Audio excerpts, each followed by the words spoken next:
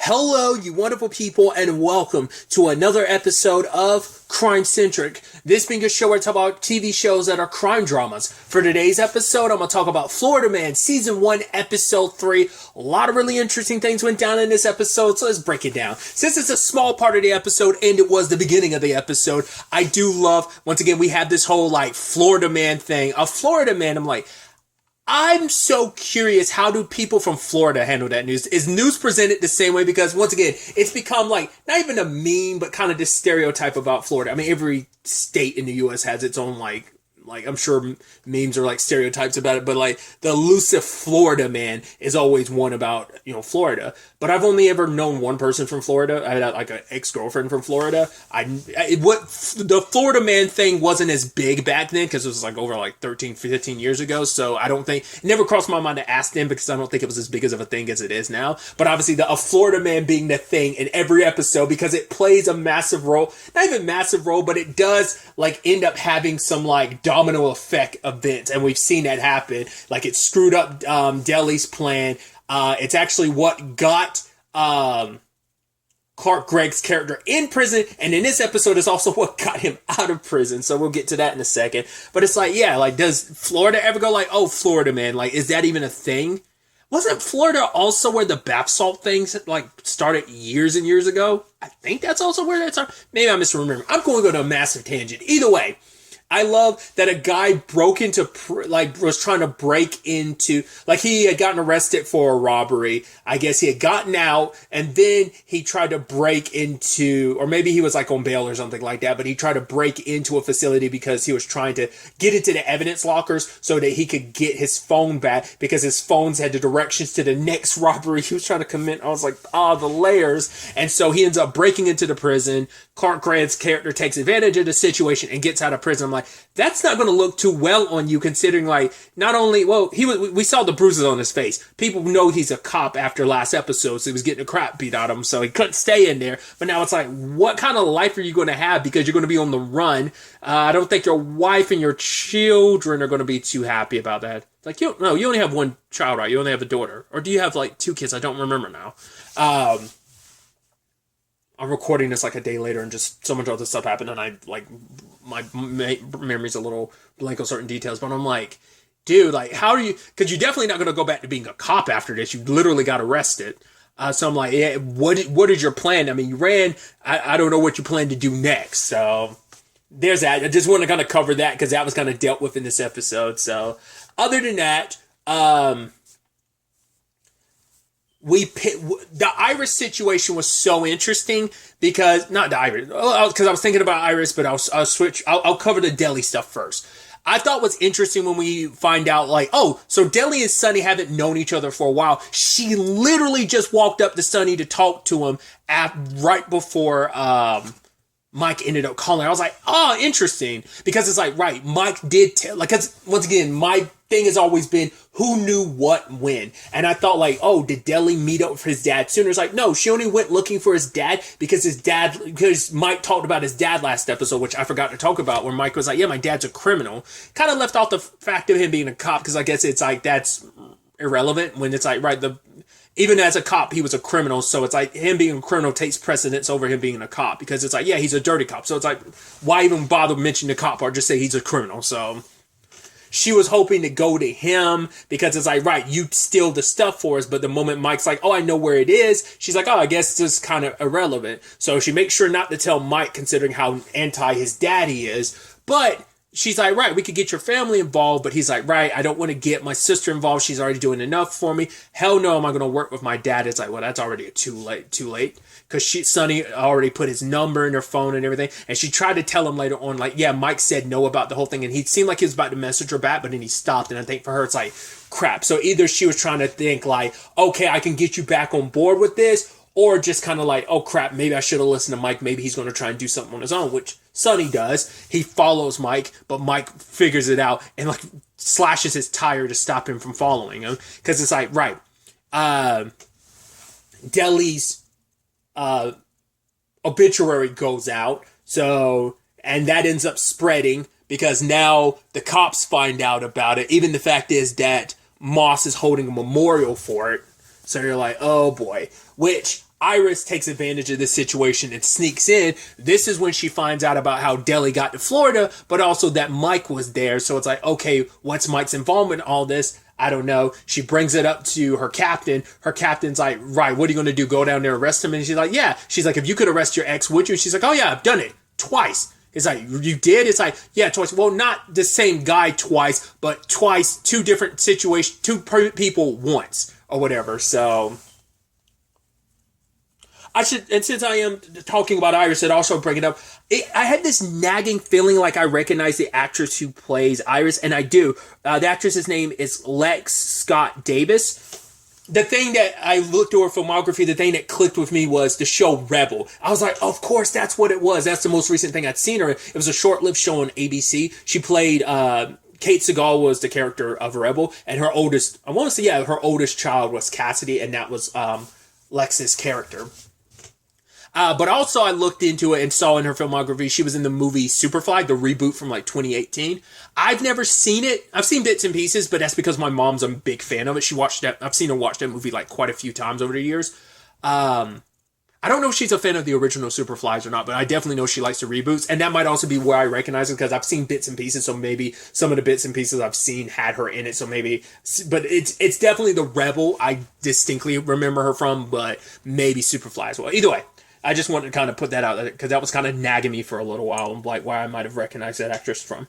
But either way, Iris is in this complicated spot because she knows, okay, so Mike's in the middle of all this, and obviously she's off the case, and she talks to her friend about it, which I love that he's like, yeah, this is kind of a one-way conversation. You're asking for my opinion, sure, but really you're just going to kind of go about things your own way.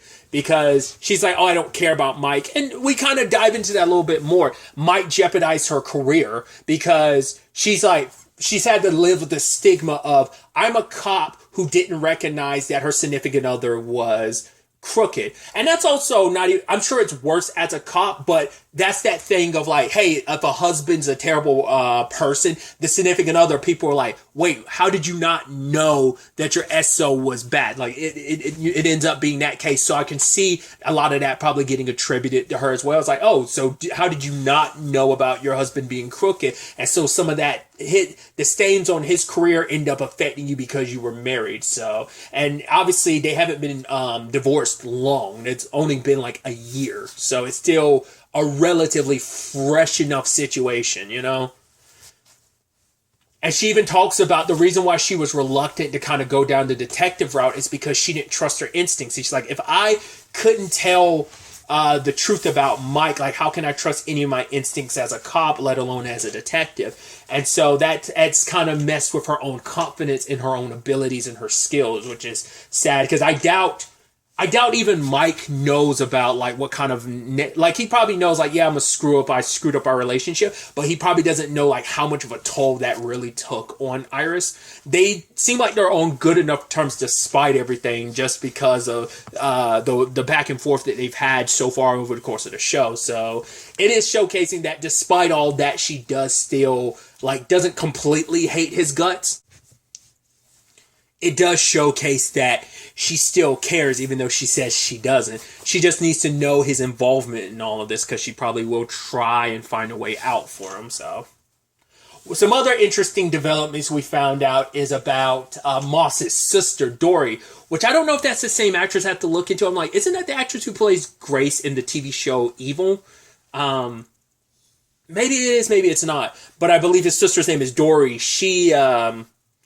She's on the more legitimate side of things. She's still kind of doing the family business, but she's like handling like, hey, I'm trying to put us in a good enough position where no one can kind of touch us thing. So I don't know if it's like a, hey, like the best way to kind of do crime legally is by going through the politics situation because she's pretty close with the governor, which I love that Moss hates that. It's like, oh, she has to say like, she always has to add it. She could just said she was busy. She didn't have to add in with the governor part. It's like to make her feel better and like better than what she is. Because she's the one that clocked Iris at the memorial. So it's like, right, all the other cops are outside, but you still let one of them inside. One who's part of the same task force that's investigating you. So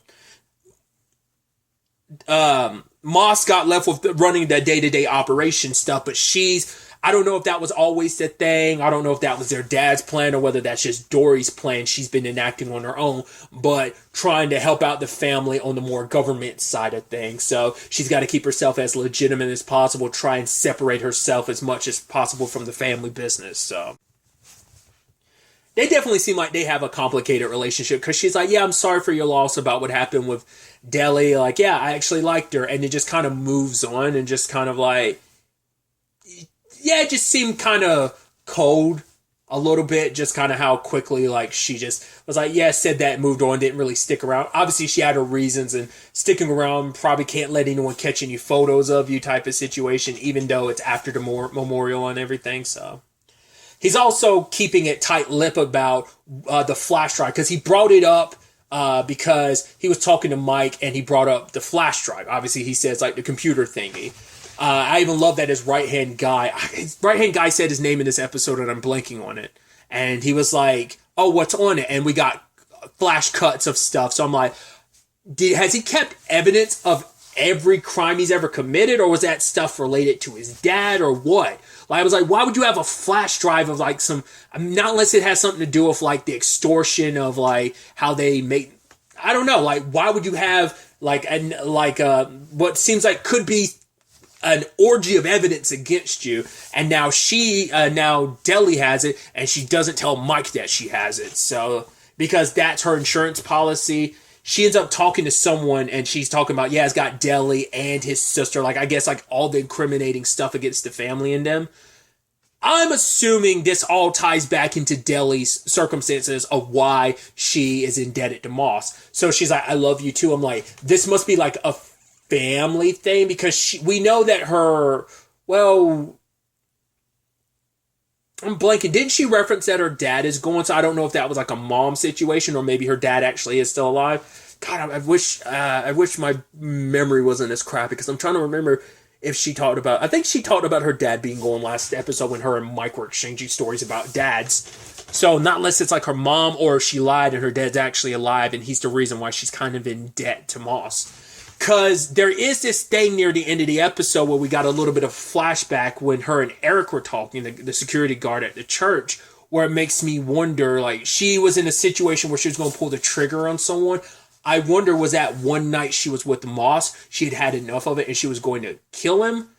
And whatever it was, she didn't pull the trigger. Now part of me wondering, like, well, is it Moss, or could it be his dad that she was going to kill, but maybe someone else did? Or it seems like his dad died of natural causes, but we don't know yet. But I think the person she was talking to was like, I don't think it's like a lover type of situation. I do believe it's most likely a, because then she wouldn't have taken offense to later on finding out about Iris. So I think it probably has to be like a family thing of, like, once again, either it could be like her mom, or it could be, like I said, her dad, who's actually still alive, or it could be like a sibling type of situation. I don't know, but I feel like whoever it was she was talking to has to be tied to why she stuck it out with Moss, and why she was kind of forced to, because she owed him.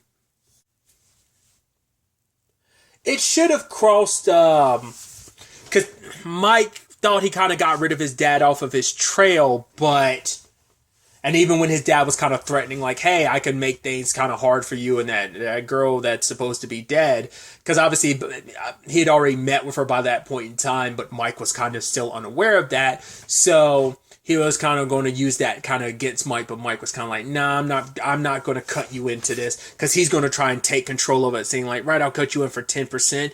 I mean, but to be fair, the payment could be negotiable at that point. But yeah, later on, Mike went to get Deacon's perspective on the whole situation, about trying to get an idea of, like, well, what's security like around there? Like, when do they plan on filling in the hole? And they plan on doing it in the next 4 days, and anything beneath that concrete is just going to be stuck there. So they're not going to bother pulling anything out. So they kind of have to move on this quickly. And sadly, like, one of the people back from when his dad was a cop followed him. It's like, you should have known better, considering, like, same person followed you to the cabin place that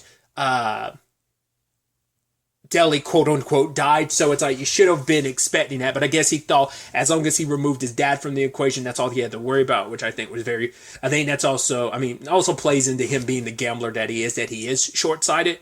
You know, maybe as a gambler, you kind of have, sometimes maybe it's a mixture of the both. On some occasions, you're very short-sighted, and sometimes you have like blindness when it comes like the future. You're so focused on the immediate future and gratification. So I feel like it could easily go both ways for a gambler. That you don't really always plan things out to the fullest either. Because, and his dad kind of proves a point there when it's like, hey, oh, you think the truck is down there? It's like, yeah, he doesn't know for sure. He never actually went to see. He's just basing that on a guess, which it turns out, yes, he was right. It's not the only thing down there. A Porsche's down there too, so.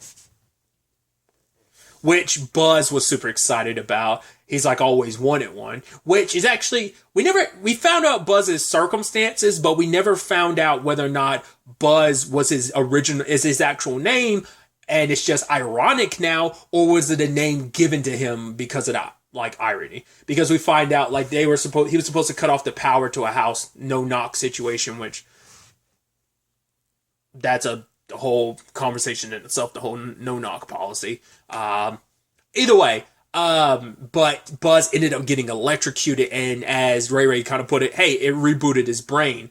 So he stayed on the force and everything, but he was never allowed to have a gun because, you know, when you're tight knit like that, like Sonny looks after everybody. So, but like I said, I'm curious, was Buzz's name ironic or not ironic? Either way, that's also when Deli found out about Iris, which I can only assume she was upset because it's like, right, so it's like, okay, because it's like all these cops around, like one including Mike, so I guess she already knew. Once again, I guess everyone already knew about Mike being a cop. I mean, considering everything that, like, everything's going down. I mean, he was a crooked cop, very much like his dad. It runs in the family and everything. So it's like, yeah, so obviously it makes sense that she would already know that, but she didn't know about Iris. Which, to be fair, they've been divorced. Granted, that doesn't mean there wasn't overlap between his marriage to Iris and him hooking up with Deli behind Moss's back. So both situations could have overlapped, but it's like, I had no idea you were married. To be fair, he's not married right now. He is divorced, so there is that. So, but that's also a question I'd asked previously too. Like, how much do either one of them really know about the other? Like, how much does Mike really know about Deli, and how much does she really know about him? Like, obviously she's learning a lot more now. So they were already kind of in a bad place because of the conversation with Ray, Sonny, and Buzz. It made Mike figure out, like, wait, you went to my dad, because how does my dad know about there being gold? I never told my dad I was looking for some gold. And she's like, fine, I went to him. He's like, you went behind my back. She's like, no, actually I went to him before you told me not to. And it's like, it is kind of messed up she did what she did.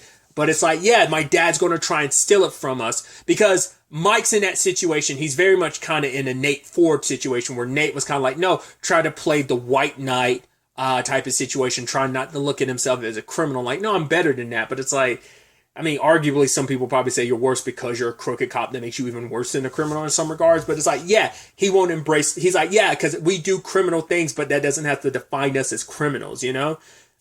And maybe that's going to be a part of the show, is kind of embracing that criminality. I think that's going to be kind of the interesting thing, where it's Deli kind of plays to his darker elements, even though he won't fully dive into the criminality of it all, and Iris tries to play to his better angels. So I think that could be an interesting dynamic, especially if she makes it down to Florida like she wants to. Because I was about to say, like, not unless she ends up, because I was like, there's no way. Because they're making it seem like, at least with the ambulance driver, he's not going to make it. Like, so we're going to have to, like, start doing the whole thing of, like, right, if he's an organ donor or whatever. But I think something's going to turn around, just because it feels like, oh, there's no way that's just going to be so cleanly like, it has to be a thing of there's going to be something more. Like, maybe when Iris comes down, something about that will tie her to the Deli thing and finding out that Deli's actually still alive. Either Home Dude comes out of his circumstances and it's a miracle, but that's more of another headache that Mike and them are going to have to deal with. Mike, in his argument with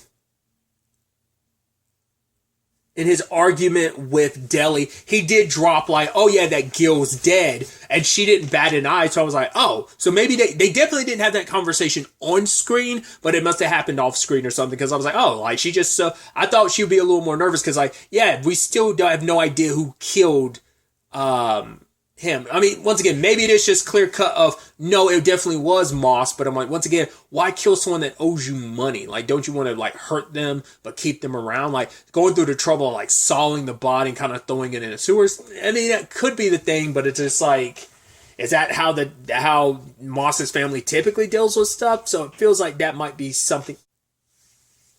I just don't think it was Moss, but maybe, I don't know. They're not treating that as much of like the murder mystery I feel like it should be, but I don't know. Maybe it's just simple as like, no, it was Moss and he was being like very coy over the phone. Obviously that was because he didn't want to like have those type of conversation over the phone, but maybe that's indicative of like, no, he was the one. And I just I got so caught up in his ramblings and his like jumbled talk of trying not to talk about explicit details over the phone that I just missed the point that like, no, he actually did do it. I don't know.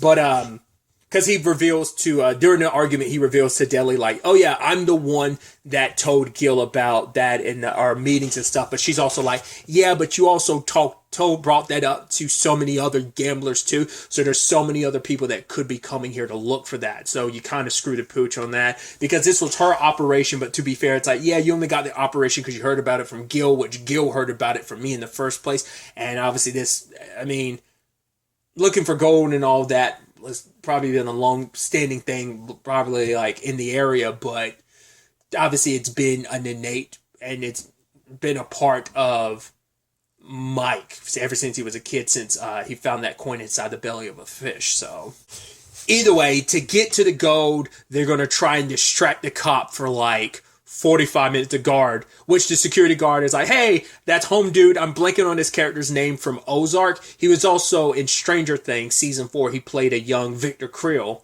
So I was like, hey, it's you. He was like, obviously, Deli was meant to distract him, and then he kind of went into the story about like, oh yeah, like having everything and then kind of having nothing, because it's like, because Deli was like, yeah, I kind of have nothing right now, like that's why this is kind of her one gamble, because beyond this, like if she doesn't get this, then everything's kind of like, everything kind of blows up in her face. This needs to happen, it needs to work, it needs to happen. So this is kind of her gamble of sorts.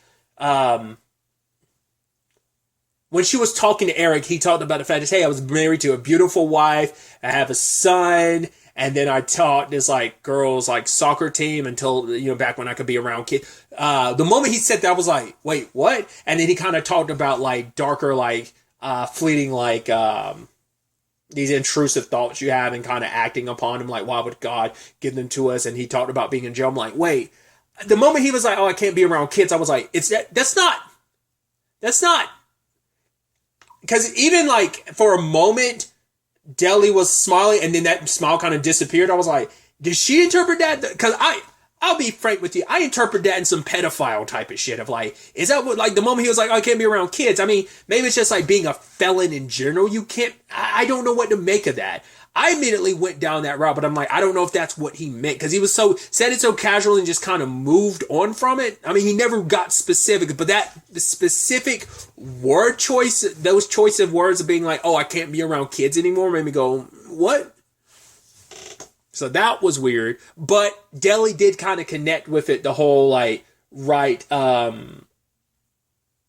doing this, once again, as I brought up earlier, pointing a gun at someone and not being able to pull the trigger. But he's like, no, you did the right thing by not, taking that jump, like not giving into your thoughts, your kind of your darker instincts. So he's like, that's a good thing. So I expect Deli wasn't expecting kind of have this like existential conversation with him, but then later on, he's like, she's asking for the cookies, and he's like, I'll be right back. And he goes, and she hears moaning, and I'm like, is that him pleasuring himself or something because he got all hot and heavy about something? 2, could it be that the security guy isn't the actual security guy? Did he like knock out and disguise himself as the real security guy? That's what I'm wondering? Or is that like the priest who works at the church? Is that, I don't know. We just got Deli's view of her looking into the room, having no idea what the context is. So that's going to be interesting.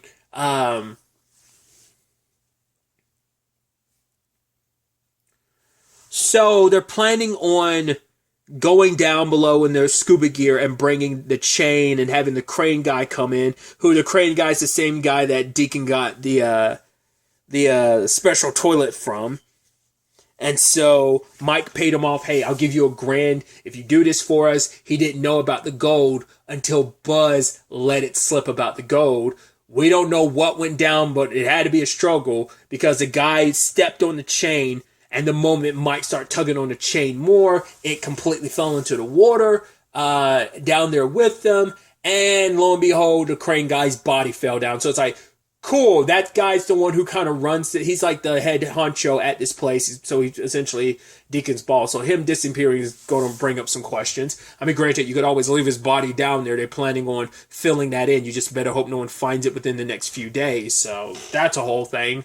I can only assume either Buzz isn't supposed to have a gun, so either Buzz does have a gun and shot the dude, or like maybe Ray, because we didn't see Ray during that whole exchange, that whole thing while that was happening. So maybe Ray showed up at the last second and protecting Buzz ended up killing him. Maybe it was a struggle over the gun between Ray and this guy, and Buzz picked up the gun and shot him. Who knows? Well, cause I'm about to say, not unless that security guard has a weapon and we just don't know about it. So he might be responsible for killing the guy. I was like, not unless we end up finding out is actually going to end up being the Clark Gregg's character in some shape or form. I'm like, well, why would he have a gun? And two, why would he be there? I don't know. That's just a complete out there thought about that. But it's definitely going to be interesting to see where the next episode ultimately ends up taking us going forward with all of this. But really, that's all I want to talk about. Till the next time we meet, be happy, be safe, live life to the fullest, and enjoy it. Good day, and goodbye.